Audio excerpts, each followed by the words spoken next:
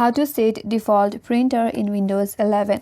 Hi everyone, this is Kate and welcome back to another video. And on today's video we will learn how we can set default printer in Windows 11. So without any further delay, let's move.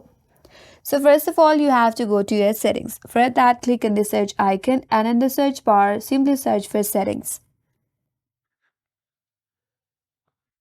Once you're on the settings, navigate to your left hand side and from there click on Bluetooth and devices.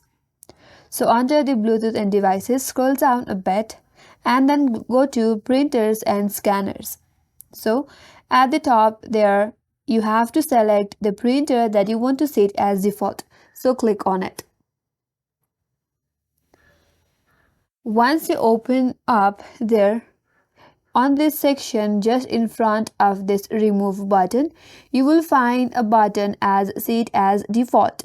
All you have to do is click on that button that says set as default, and the printer that you have selected will be the default printer in your Windows 11.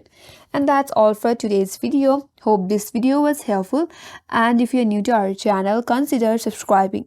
Thank you for watching and stay tuned for more videos.